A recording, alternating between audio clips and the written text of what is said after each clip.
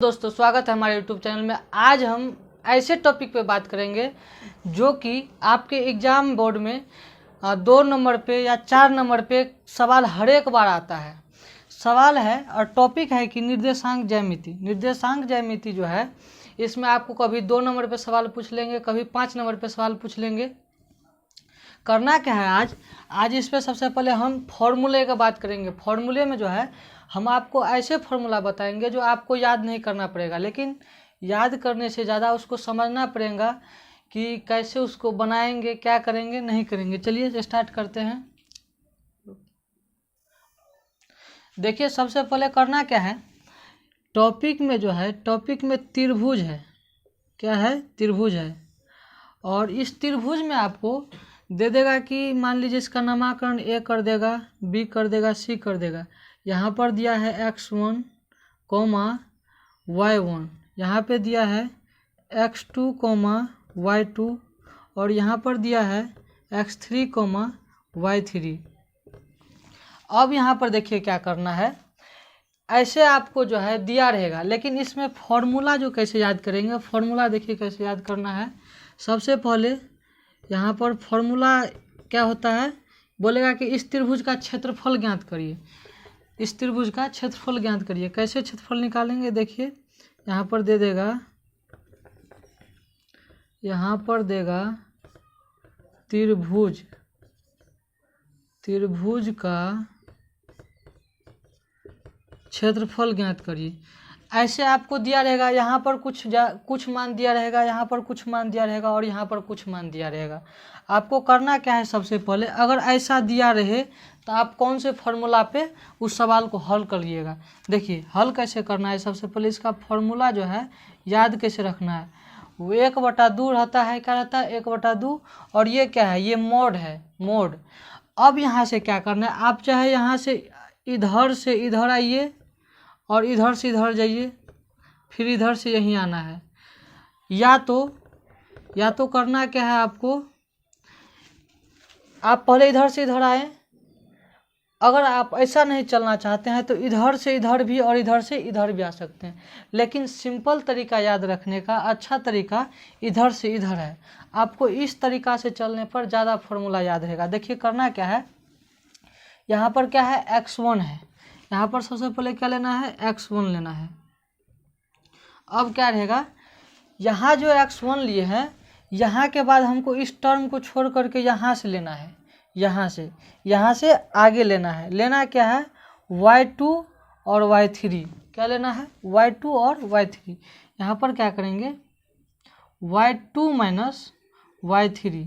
इसके बीच में जो चिन्ह रहेगा माइनस का रहेगा, इसके बाद जो रहेगा प्लस का चिन्ह रहेगा। अब यहाँ से देखिए क्या करना है। अब हम यहाँ पर आ गए इस x2 वाले टर्म पर। अब यहाँ पर क्या लिखना है, x2 लिखना है। हमको x यहाँ पर लिखना है, x2 यहाँ पर लिखना है, लेकिन y वाले टर्म को जो है यहाँ से यहाँ और यहाँ से यहाँ जा करके बैठाना है। देखिए यहाँ पर हम क्या लिए हैं, x2 ले लिए हैं। अब यहाँ पर देखिए x2 लिख दिए हैं। अब इस वाले टर्म में नहीं लेना है, अब यहाँ से लेना है, यहाँ से यहाँ पर। तो यहाँ पर क्या है, y3 है, यहाँ पर क्या है, y3 है और यहाँ पर क्या है, y1 है।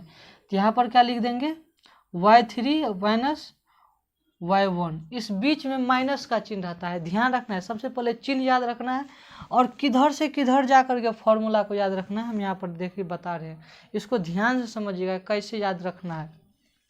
अब क्या है, x3 है, यहाँ पर क्या है, x3। अब यहाँ पर इस टर्म में x3 लेंगे,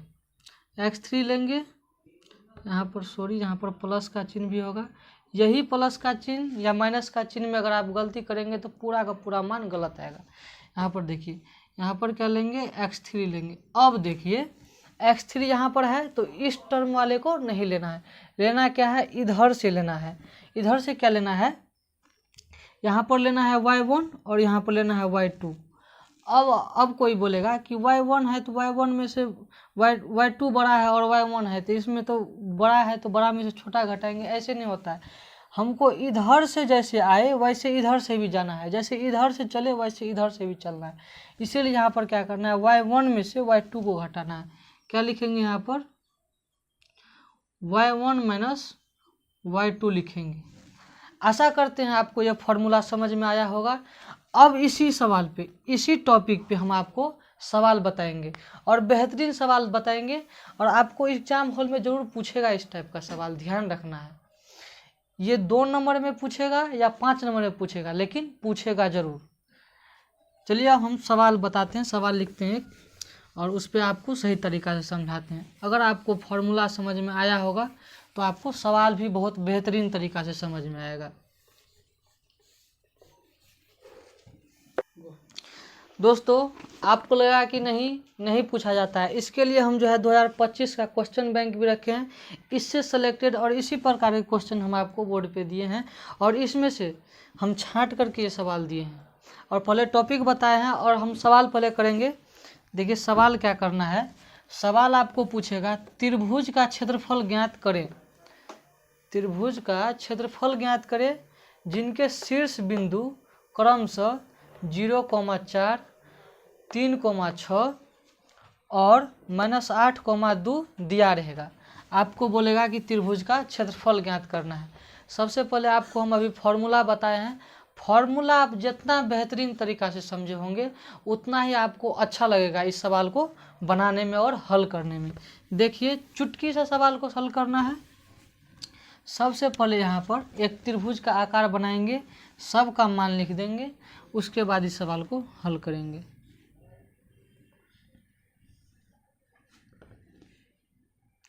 यहाँ पर मान लीजिए इसका नाम A है, इसका नाम B है और इसका नाम C है।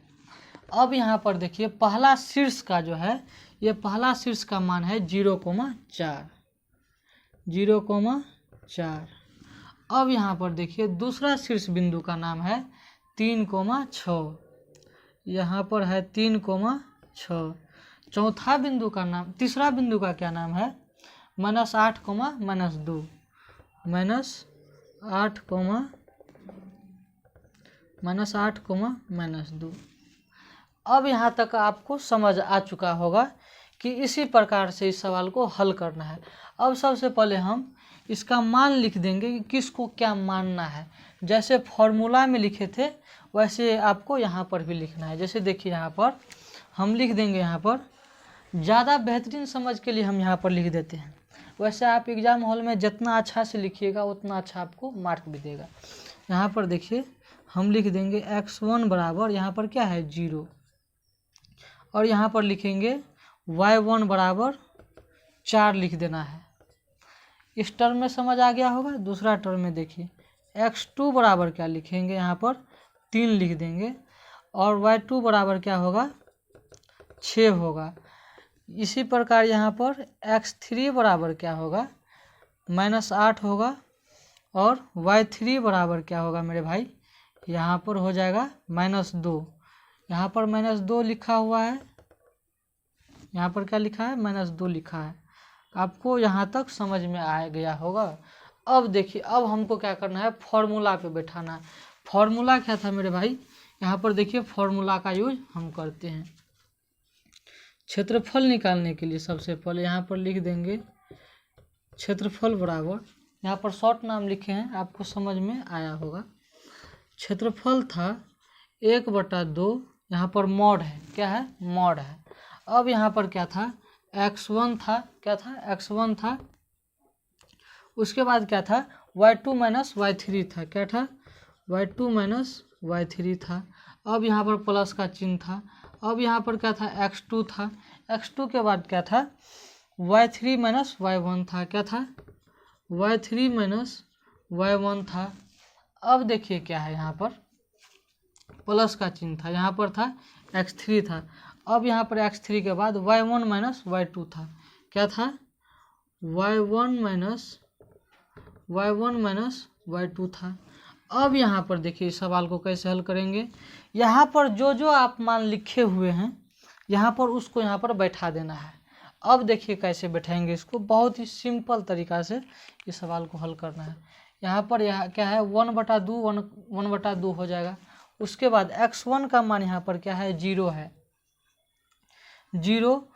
और y2 का मान क्या था और y3 का मान क्या था, y2 का मान है 6 माइनस y3 का मान क्या है, -2 है।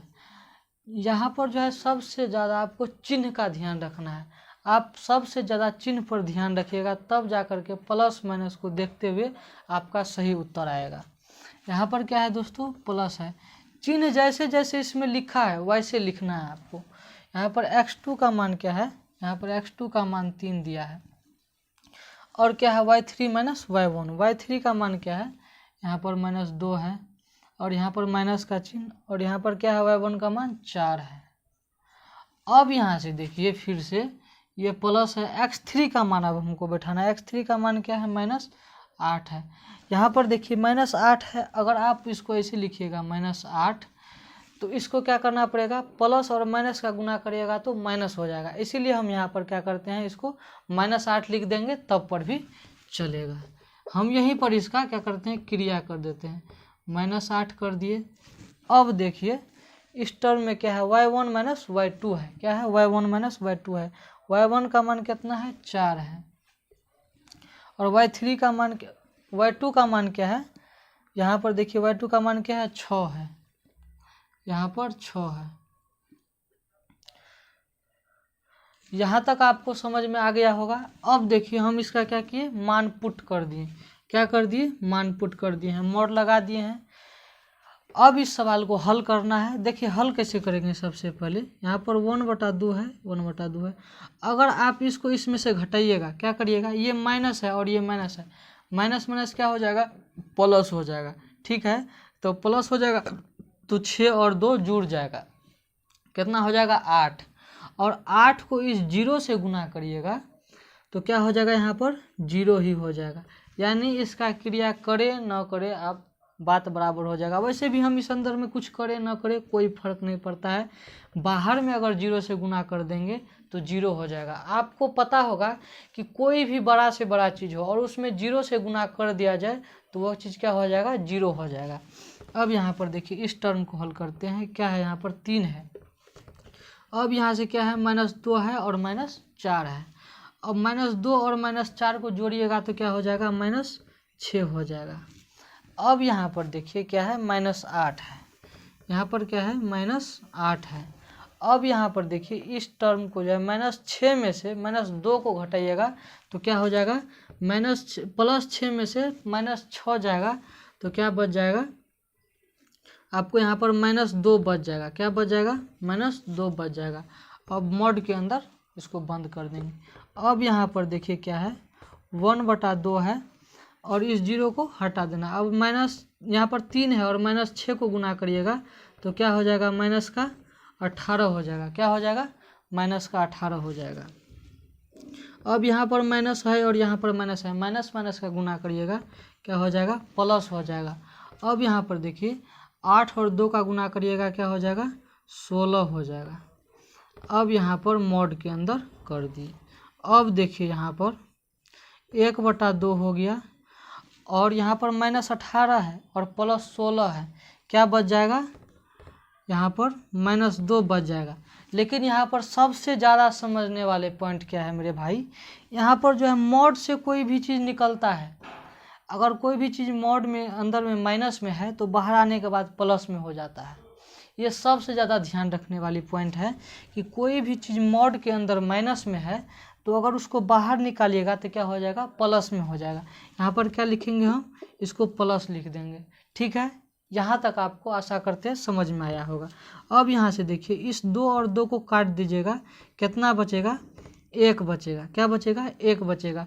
यही हमारा क्षेत्रफल होगा, यही हमारा क्या होगा, क्षेत्रफल। हमेशा ये भी याद रखना है, क्षेत्रफल हमेशा क्या होता है, वर्ग इकाई में होता है। क्या होता है, वर्ग इकाई में होता है, इकाई में होता है। अगर आपको इसको इंग्लिश में लिखेगा, कैसे लिखना है, तो आपको सेंटीमीटर का क्या करना है, स्क्वायर लगाना पड़ेगा अगर आप क्षेत्रफल निकाले हैं तब। आशा करते हैं कि आपको ये सवाल समझ में आया होगा और ऐसे ही बेहतरीन सवाल लेकर के आते रहेंगे। आप इस वीडियो को क्या करना है, सब्सक्राइब करना है, लाइक करना है और ज़्यादा से ज़्यादा शेयर करना है ताकि आपके पास अच्छा वीडियो का कंटेंट और नोटिफिकेशन पहुंचता रहे। बाय बाय, टेक केयर, मिलते हैं नेक्स्ट वीडियो में।